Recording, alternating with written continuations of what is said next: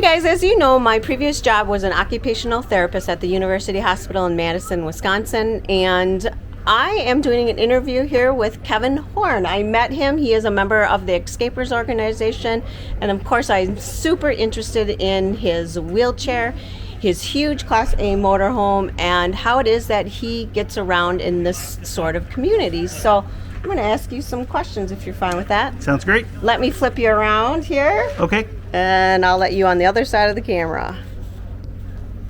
So, first question would be, when did you become an escaper?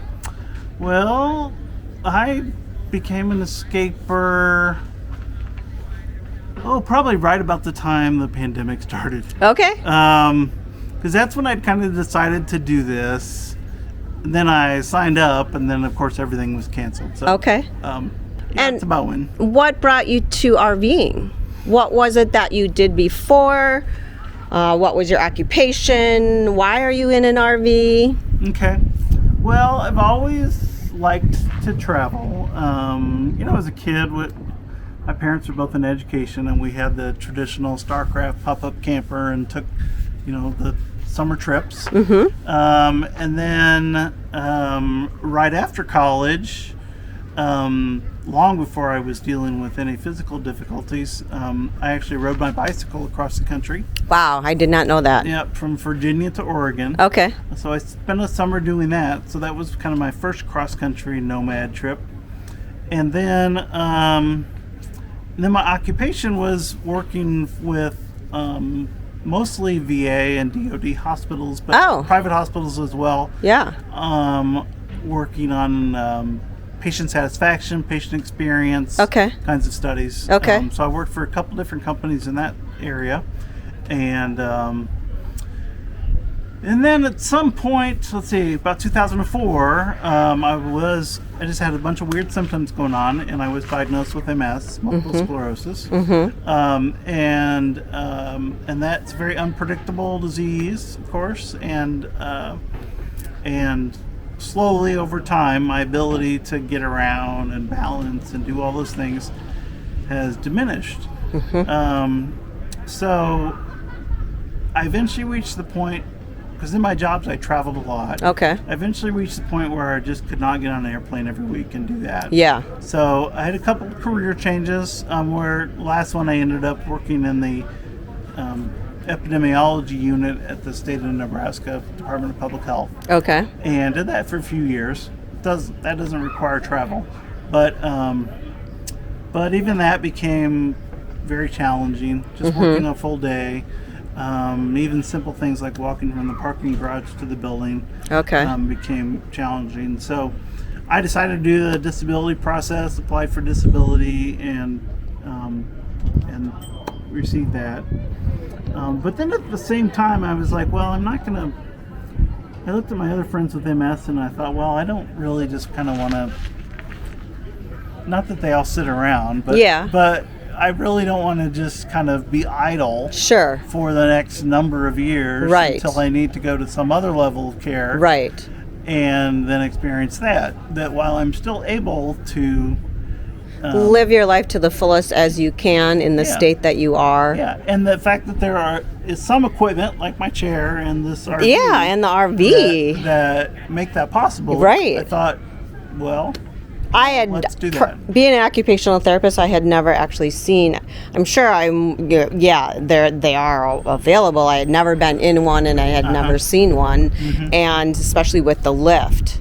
Yeah, there's as far as I know, just a couple companies that make them. Newmar makes this one and a more high-end one, a diesel pusher model. And Winnebago, who also owns Newmar, but Winnebago, who also makes a couple models. Gotcha. I was lucky and found one of these for sale in Florida. And just kind of jumped on it. Yeah. So tell me about your wheelchair. Okay. Most people have not seen a wheelchair like this. It's a normal power chair, hand-operated chair, a joystick module, but not this kind. Yeah, well, it's kind of part of this process. As I could tell my walking was getting worse and worse, I knew that that being in a chair might be a reality, and then I started using a walker more and more. Okay. And the fatigue with MS is a real big issue. Just even a short walk can just wear you out for an afternoon.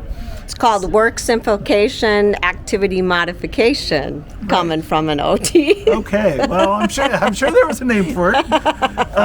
So I looked around, and I came from a research background in epidemiology and stuff. We do a lot of research. Okay. And just kind of kept looking for different options, and I found there's some companies that make these big wheelchairs with tracks, kind of like a tank. Yeah. Which are cool. People go hunting with them and do all kinds of outdoor stuff. Right. But functional. But you can't really take one of those into your grocery store. No. So I thought, well, that wouldn't work for me. But I needed something where I could be around on a gravel surface like this. Yeah. And take my big dog for a walk. Yeah. And things like that. Yeah. So I came across this company in New Zealand, and it was just a couple guys who had decided to create a chair for Marcus, who's the one who is permanently in a chair. Okay. Easily, this folds up.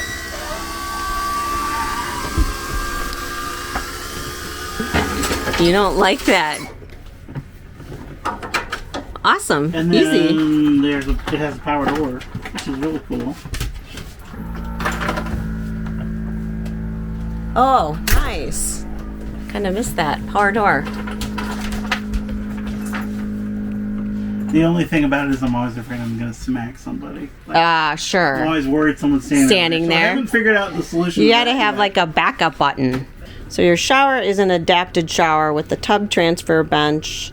And the bench does fold down if you want to use the bench. Okay. Keep it up. Nice. But really, it's a normal, quote, normal RV, relatively, except for the countertops being a little bit lower. Yeah. Obviously, you have a normal toilet with you just transfer. Do you use a slide board for that, or you just transfer yourself? I transfer myself. Okay. And also, there's no cabinet under the sink. So right. You can roll under it. Right. Cool. And then your head of your bed adjusts up. It does. If need be, and then you just park the wheelchair there at night and you just transfer. Do you need a slide board for that, or you just hop over at this point? I can still hop over at this point. Okay. Very nice.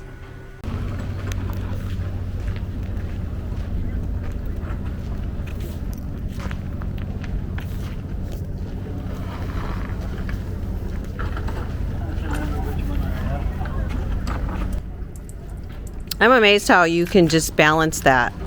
Well, it balances itself. Right. Yeah. I mean, yeah. I mean, you have to be aware of it. Right. Honestly, at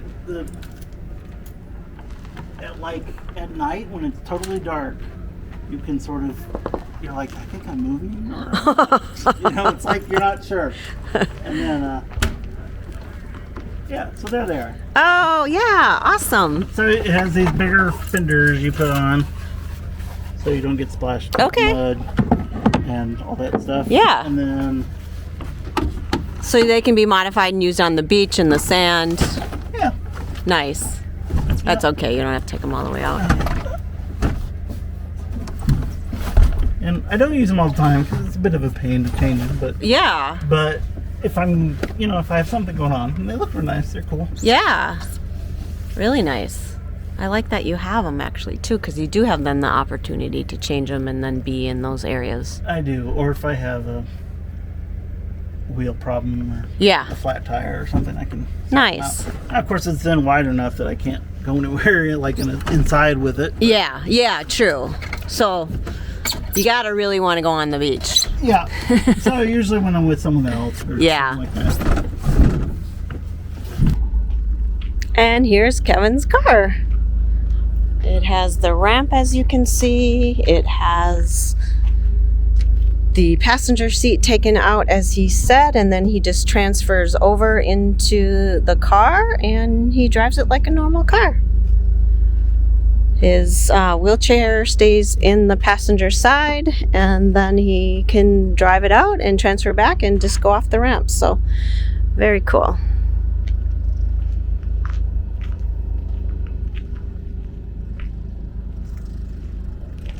Thanks so much, Kevin. You're welcome. Hope to see you out and about tonight at the events. Absolutely, I'll be out. All right, thanks. I don't think I'll ride the bull. But... Oh, yeah. We're going to get you on it. No, that would be it.